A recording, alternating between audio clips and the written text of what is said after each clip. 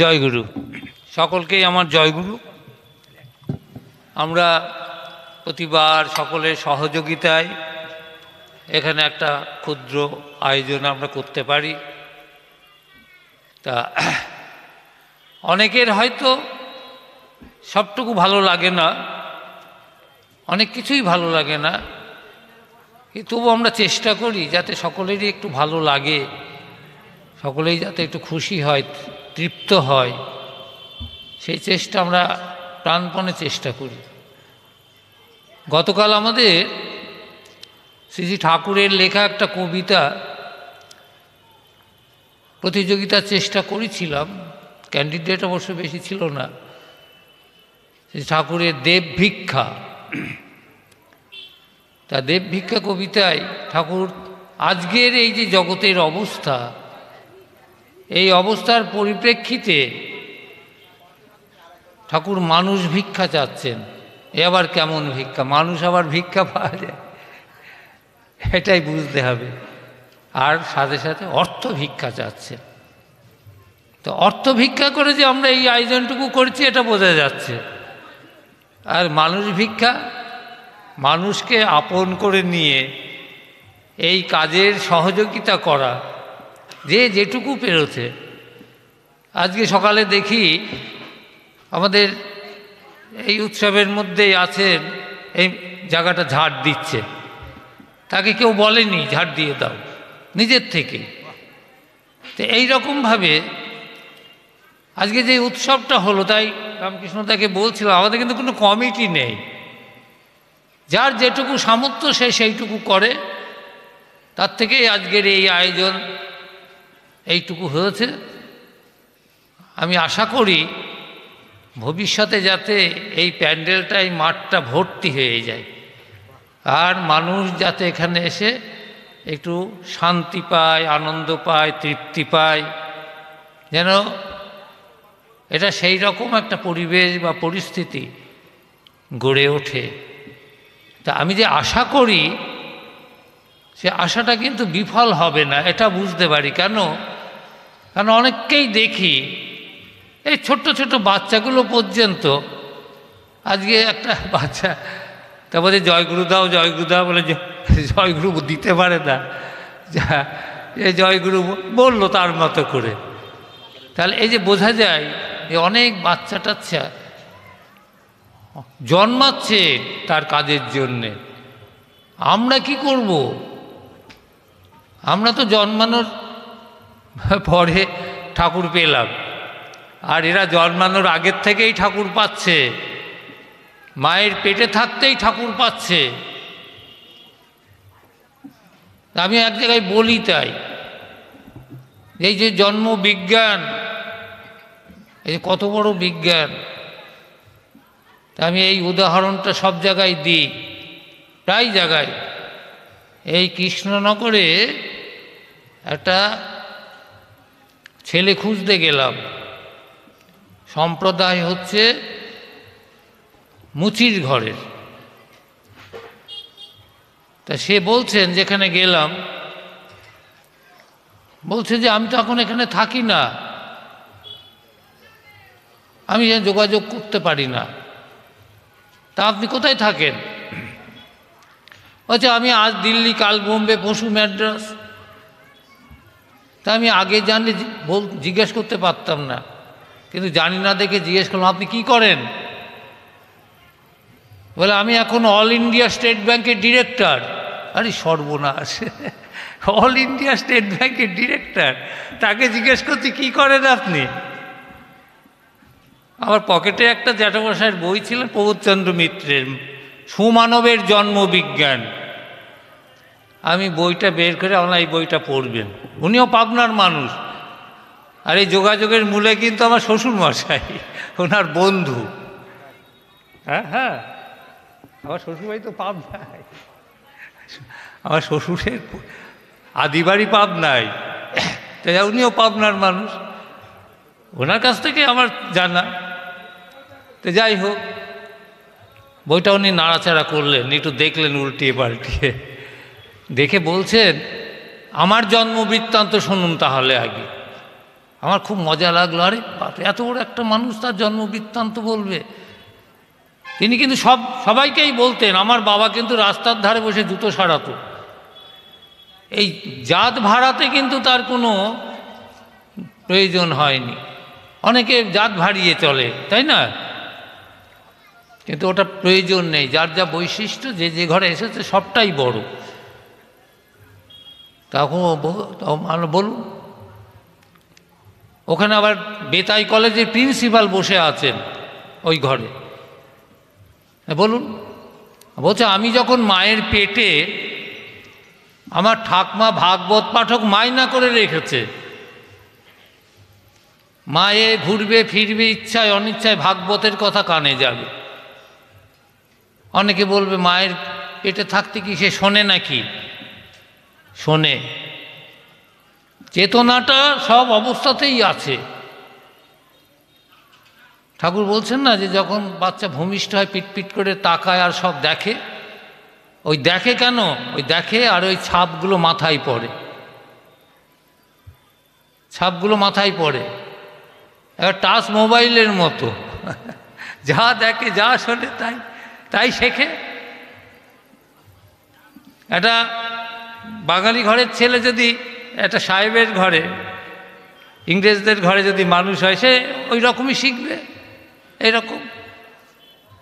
তাহলে মায়ের পেটে থাকতে তার শিক্ষা ব্যবস্থা,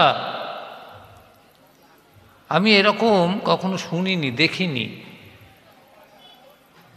মহাভারতে অভিমন্যু বধ হলো, চক্রব্যূহতে ঢুকতে পারলো, বেরোতে পারল না। তার মা সুভদ্রা ঘুমিয়ে পড়েছিলেন। অর্জুন কিন্তু বেরোনোর কথাও বলেছে, ঢুকবার কথা যেমন বলেছে, বেরোনোর কথাও বলেছে। কিন্তু মায়ের আজ এই দোষে ছেলে কিন্তু বধ হলো। ভগবান শ্রীকৃষ্ণ যার আপন মামা, হ্যাঁ, তিনিও রক্ষা করতে পারলেন না। কেন? কারণ হচ্ছে তিনি বিধির ওপরে হাত দেন না। বিধি আর বিধান, তাই তো? বিধিরই বিধান, এই বিধান আমরা যত মেনে চলব। অনেকে বলে ওসব আমি কিছু মানি টানি না, আমি কিছু মানি টানি না। তো না মানো, না মানলে যা হবার তাই হবে। হ্যাঁ, ঠাকুরের এই ছোট্ট ছড়াটা, যা ইচ্ছে তাই করবে তুমি, তা কিন্তু রে চলবে না। ভালো ছাড়া মন্দ করলে পরিস্থিতি ছাড়বে না। আজকে আমাদের অনেকেরই এই পরিস্থিতির চাপে নাকাল হয়ে যায়। কেন যে এরকম হয়? এখন আমরা ডাক্তারের কাছে যাচ্ছি, জ্যোতিষীর কাছে যাচ্ছি, আরও কতজনার কাছে যাচ্ছি, অসুখটা বাদিয়ে নিয়ে তারপরে যাচ্ছি। কখনো মানসিক, কখনো শারীরিক, আবার কখনো আত্মিক। আত্মারও রোগ হয়, আত্মারও রোগ হয়, আত্মার ময়লা জমে। ঠাকুর পুণ্যপুঁথিতে বলছেন, আমি চাই শুদ্ধ আত্মা। শুদ্ধ আত্মা তিনি চান। এই শুদ্ধ আত্মাটা একটা ছোট্ট উদাহরণ দিলে বোঝা যায়। যে বাচ্চা যখন ছোট থাকে, পেচ্ছাপ টেচ্ছাপ করে কাদা টাদা করে ফেলে মাটিতে, তখন মা কী করে? তাকে ধুইয়ে মুছিয়ে তারপরে কোলে নেয়। তার ভগবানও তাই করেন। আমাদের যে তিনি নেবেন, আমাদের সেই আত্মা শুদ্ধ হওয়া দরকার। আর সেই আত্মা শুদ্ধ করতে গেলেই ওই দীক্ষা নিয়ে নাম করতে হবে। নামের আগুনে আমাদের পরিশুদ্ধ হবে। যেমন সোনা অ্যাসিড দিয়ে পুড়িয়ে তবে খাঁটি করে, তেমনি তিনিও কিন্তু আমাদের পোড়াবেন, পুড়িয়ে খাঁটি করবেন। আমি ঠাকুরের দীক্ষা নিলাম, আমার ঠাকুরের হয়ে গেলাম, এত সহজ নয়। অনেক পরীক্ষা দিয়ে তবে পাশ করতে হবে।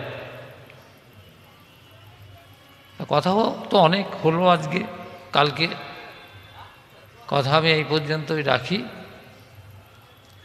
সকলের মঙ্গল হোক, সবাই ভালো থাকুন, সকলেই ঠাকুরের কাজে এইরকমভাবে সাহায্য সহযোগিতা সেবা, সহানুভূতি এইটুকু দিলেই আমরা যেটুকু ক্ষুদ্র সামর্থ্যে যেটুকু আয়োজন করতে পেরেছি, এর মধ্যে অনেকের হাত আছে। তা আমি প্রত্যেকের নাম আর বলতে চাই না, এইটুকুই বলি যে অনেকেই এর মধ্যে আছেন। তা আমার থেকে আরও গুছিয়ে বলবেন রামকৃষ্ণদা, সবাইকে উনি ধন্যবাদ জ্ঞাপন করবেন।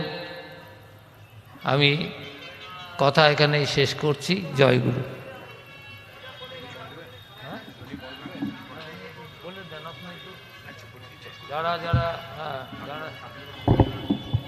শ্রদ্ধেয়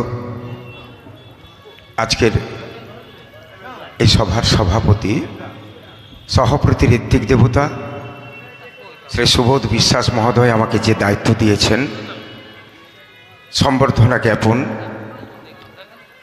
তো আমি সম্বর্ধনা জ্ঞাপন করব। আমি বলতে চাই যে কথা, প্রত্যেকটি বছর যেভাবে তাপস সেন, আমাদের গোপাল সাহাদা, আমাদের মধ্যে আছেন শ্রী সুনীল রায়, এছাড়াও শেফালি রায় আছেন, রীনা ভাওয়াল, সুপন সেন, অনিল দত্ত, এছাড়াও আমার অত্যন্ত শ্রদ্ধাভাজন দিলীপ সেন। আমি এদেরকে শ্রদ্ধা করি, ভালোবাসি, কারণ প্রত্যেকটি বছর আপনাদের টানে কিন্তু আমি আসি। আরেকজনের সঙ্গে গত বছরই দেখা হয়েছিল, সুকমল দেবনাথ। আমি এদের শ্রদ্ধা দেখেছি, ঠাকুরের প্রতি ভালোবাসা দেখেছি।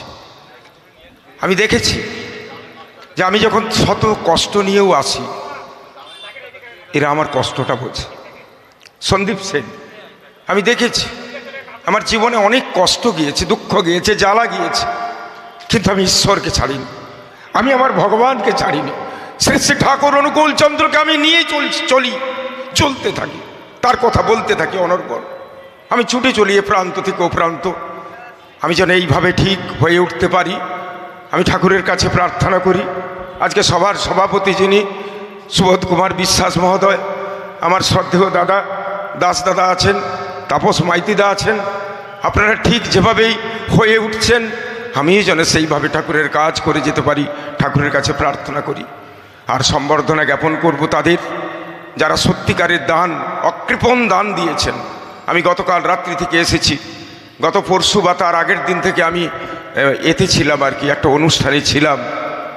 তো সেখান থেকে আমি চলে এসেছি একটাই কারণে, এখানের টান, ভালোবাসা, সর্বত্রই ভালোবাসার টান আছে, কিন্তু শান্তিপুরের টান আমাকে বারবার আকর্ষিত করে। আমি আসতে বাধ্য। তো যাই হোক না কেন, আমার মায়েরা, আমি ধন্যবাদ জ্ঞাপন করব, তারা এখনও বসে আছেন। আমি যখন অনুষ্ঠানটা শুরু করি তখন তাদের অনুরোধ করেছিলাম যে আস্তে আস্তে করে সময়টা চলে যাচ্ছে, যখন কীর্তন হয় তাপসটা আমার সাথে একমত যে হোক না, একটা ভাব নষ্ট হয়ে যায়। আস্তে আস্তে করে তাদেরও আমি সম্বর্ধনা জ্ঞাপন করব। আমার অত্যন্ত কাছের মানুষ আমার গোপাল দাসদা, আমার মহাদেব সাধুকাদা, আমার ওখানে স্বপনদা আছেন, এরা প্রত্যেকে যখন তখন দেখা হলেই বলে আপনি ভালো আছেন তো। সত্যিই আপনাকে দেখি, আমি কলকাতায় কখনো কখনো পারিপার্শ্বিকে দেখি, আপনি ছুটতে থাকুন। আরও বলি, টোটো চালক থেকে শুরু করে, আমার রিক্সা চালক থেকে শুরু করে, আমার বাস ড্রাইভার থেকে শুরু করে সবাই আজকে যখন আমরা শেষে ঠাকুর অনুকূল চন্দ্রের প্রতিকৃতি সহ, পূর্বতন পুরুষগণদের প্রতিকৃতি সহ বর্ণাঢ্য শোভাযাত্রায় অংশগ্রহণ করি। আমি ছিলাম সাথে, আমি দেখেছি মায়েদের মধ্যে কি উন্মাদনা, বন্দে পুরুষোত্তম ধ্বনিতে মুখরিত করে তোলে চারদিক।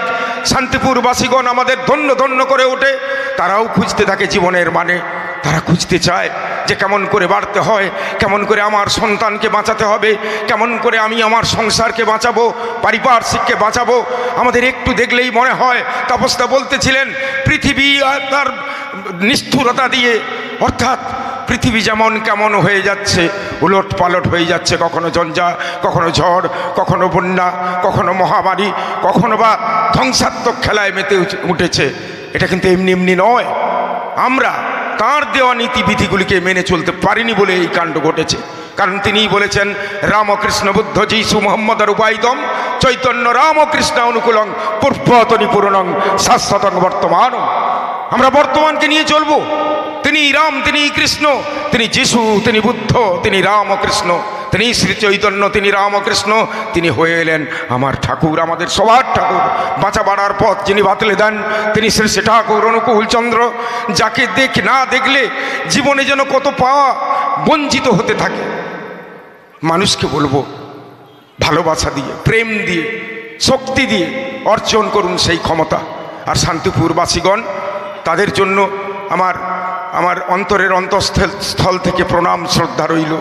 আর যিনি মাইক দিয়েছেন, অত্যন্ত, আমি ওনার নামটা জানি না, কিন্তু খুব ভালোভাবে ওনাকে যখনই আমি একটু সেন্সিটিভ করেছি, উনি আমার চোখ দেখেই বুঝতে পারেন কি চান। তাকেও আমার ধন্যবাদ জ্ঞাপন করছি। আলো যিনি দিয়েছেন, লাইট যিনি দিয়েছেন, সেই সঙ্গে আনন্দবাজারের প্রসাদ যারা রান্না করেছিলেন, যারা সরবরাহ করলেন, আমি দেখেছি প্রত্যেকটা মানুষ দুহাত ভরে দুহাত লাগিয়েছে। কেউ জল সরবরাহ করেছে, আর পাশাপাশির যে মানুষজন পারিপার্শ্বিকের অত্যন্ত ভালোভাবে সহযোগিতা করেছে, তাদেরকে ধন্যবাদ না জ্ঞাপন করিয়ে পারছি না। আমরা একটা কথা বলতে চাই, আমরা প্রতিটি বছর এই উৎসবকে আরও মুখরিত করতে চাই। একটু আগেই শ্রদ্ধেয় সুভদ্রা বলতেছিলেন যে এই মাঠটা যেন কানায় কানায় পরিপূর্ণ হয়ে ওঠে। ঠাকুরের কাছে প্রার্থনা করুন এবং বলতে থাকুন, বন্দে পুরুষোত্তমম, বন্দে পুরুষোত্তমম, বন্দে পুরুষোত্তমম, বন্দে পুরুষোত্তমম, বন্দে আর্য পৃথিবীম, বন্দে আর্য পৃথিবীম, বন্দে মাতৃবর্গান, বন্দে মাতৃবর্গান, বন্দে অহং কৃষ্টি দৈবতান, বন্দে অহং কৃষ্টি দৈবতান। परम प्रेममय श्री ठाकुर अनुकूल चंद्र जी की जय। परम पिता विश्व पिता श्री ठाकुर अनुकूल चंद्र जी की जय। सर्व समस्यार समाधानकारी श्री ठाकुर अनुकूल चंद्र जी की जय। वंदे पुरुषोत्तमम, वन्दे पुरुषोत्तमं, वंदे पुरुषोत्तमम, वन्दे पुरुषोत्तमं, वंदे पुरुषोत्तमम। वन्दे पुरुषोत्तमं। जय गुरु।